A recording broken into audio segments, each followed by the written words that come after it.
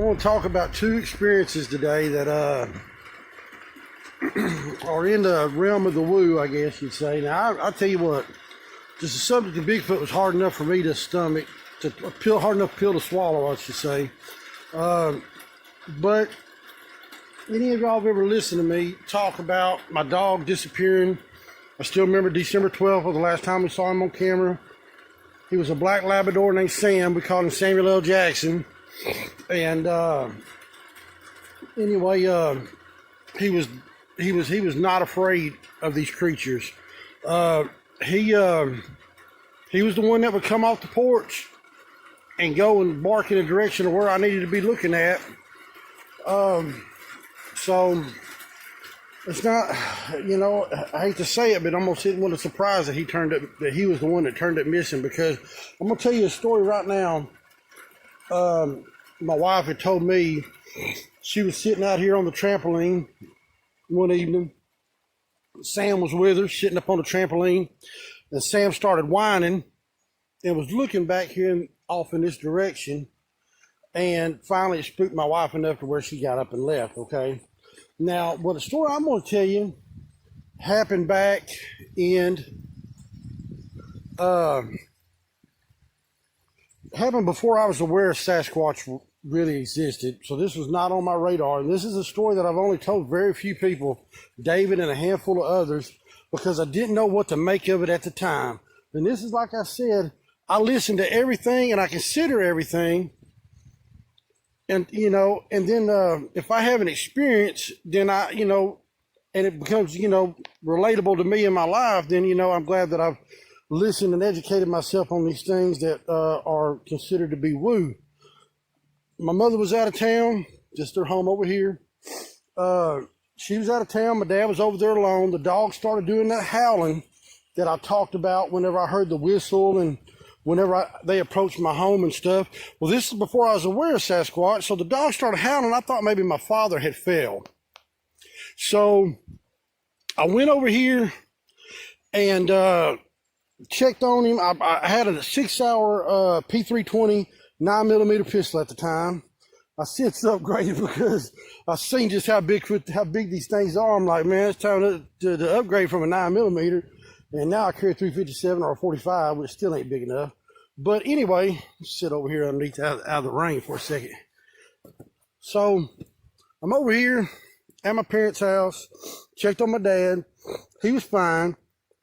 And I said, well, I was wondering about the dogs. Because the dogs were howling. He said, yeah, they just started doing that.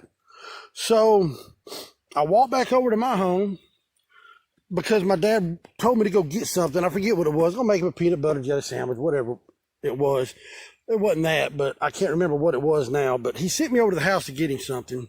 And I was walking back from my house to his house, and I was standing right here about where that little slide is right there.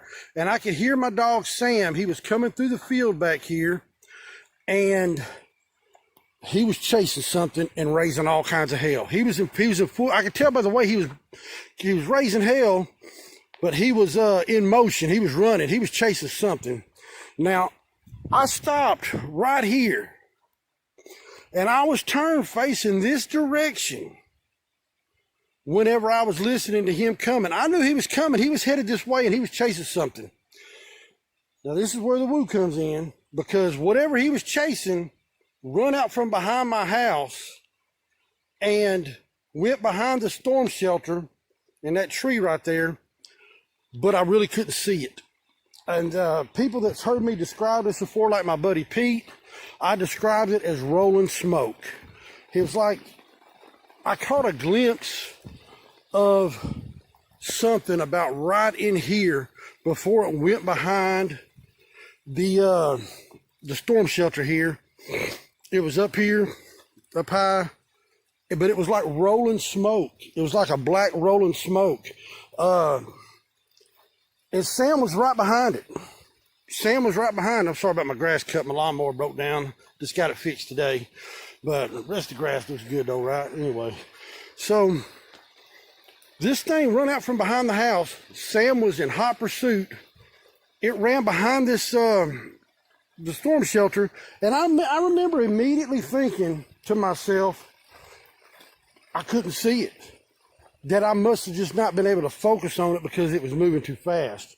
Although I could see Sam just fine. Sam was not, and I said, well, if it's a deer, it's going to either have to jump this fence and I'm going to see it underneath the street light, or it's going to have to make a right and go down the fence line. And when it hits all that brush back there and the leaves and everything, I'm going to be able to hear it, and I can determine maybe what it is once I hear it.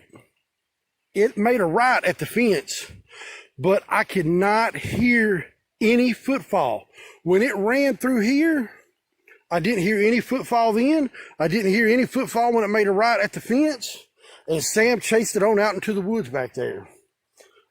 This was about, I don't know, maybe 6 months prior to me becoming aware of these creatures. I think this even predates me hearing the whistle. I just figured that I couldn't focus my eyes on it, although I could see Sam just fine. But it looked like what I did focus on and look at about right in here in this area, it looked like rolling smoke. Take that as you want to. That's a story that I've told very few people. I've told David, my buddy Pete, and a handful of other people, and that's it. Second story. I just told David this story when we went camping recently up in the Kiamichi Mountains a couple weeks back.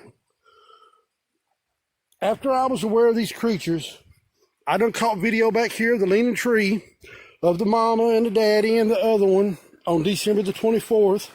I was on high alert and I was watching. I want to say, I can't remember if this was before I sent my wife and kids away or after they came back. I can't really remember on that, but I'll tell you the story. I looked on camera. Now, everybody wants to know what that camera is. That camera that caught the 3 beans, the video was right there on that beam right there is where that camera was located. And it caught way over here at an extreme angle, then behind that leaning tree right there. All right. Now, I kicked that camera on one day, and I seen the white-faced mama standing right there behind that leaning tree. I could see it on camera. Me and my wife were looking right at her. Her hand was in the same position in the upper part of the tree. I could see her just as plain as day. And I hit record. I grabbed my gun. I came outside. You see me coming on camera right through here. And I'm standing here. And I've got my gun and it's not there. I thought it done left. Because I got out here and I couldn't see it. And I was looking right there at it. Right there in that area. I said, well, it's done left. I went back inside. Camera still recording. It was there. So I said, well, it must have left when it heard me come outside the door and came back whenever it heard me go back inside. Wrong. I reviewed the footage that I was recording. It was there in the video while I was standing right here. And you can see me on camera with my gun. I'm looking right there at it and I could not see it. I didn't know what to make of it. I didn't know what to think. And my dumbass didn't save that video because I don't know. I've got a lot of videos and stuff that I've had that I no longer have, and I can't tell you why. But I reviewed that video and I was standing here. She was standing right there. And she never moved in the video, but I couldn't see her. I went back and she was on camera. You could see her plain as day on camera, but she was not there. White face and all. And today, and man, I was telling that to David. Now, David, man, he's strictly flesh and blood. Not necessarily a primate, believes a human hybrid. The woo stuff. I said, well, look, you can take it as you want to. I'm just telling you what I saw it on camera. Plain as day, looked identical to the other photograph before, but when I went outside, I could not see her with my eyes. I could see her on camera, couldn't see her own eyes. What's the difference is, I got no idea. But that's 2 little quick stories of the from the woo-woo train for today. And that's 2 stories that you've never heard me mention in the interview. I've only told a handful of friends. But these are some of the things that I've been more reserved on talking about. And, but I know what I've seen. I know what I saw. Or what I couldn't see. I know what I didn't see. or wasn't able to see, I should say. And, it just needs to be talked about, I guess. My main goal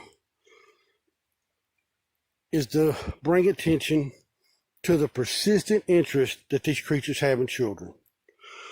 Because it's an unhealthy persistence. Whether they're just being curious, that's up for debate. We can sit there and talk about this. Some people say they're evil. Some people say they're just curious. But you know what? Nobody really knows. Because nobody's been in the habitat of these creatures and studied them enough to really make a decision on an entire species. Let's just be real. So I hope, and I personally believe that they're really curious, and they've had opportunity in the past, but that don't mean I'm gonna sit there and take my guard down. It means that I'm not as aggressive as I used to be, but I definitely can't take my guard down and be like, oh well, I guess I was wrong when the kids are missing. I can't do that. But these are some of the aspects of this stuff, because I'm telling you right now, I'm trying to put a lot of information out there kind of quickly right now. It ain't because I'm making money on ads and stuff. I've made $132 since I started monetization of my ads, and it ain't even going to cover my satellite bill or my damn internet bill for the month. I'm about to be ready to call back to work soon. I'm not going to have time to invest in this stuff like I did before. And I'm trying to put as much relevant information and things that I haven't talked about out there, because once I get called back to work, I won't have a lot of time for this stuff. And I want to have as much information as possible of things that I've experienced out there. You can take and do what you want to with it, believe what you want to about it. I usually don't throw a lot of theories out there about what it means. I just tell you what I did or didn't see. So, all right, guys, I'm going to work on putting together some of this other paranormal stuff, because we had some paranormal things happening right prior to being aware of Sasquatch. Matter of fact, right at the time that we were starting to become aware of Sasquatch, it was after my son's experience. We was having paranormal stuff kind of happen at the time, and a lot of UFO activity that predates the awareness of Sasquatch.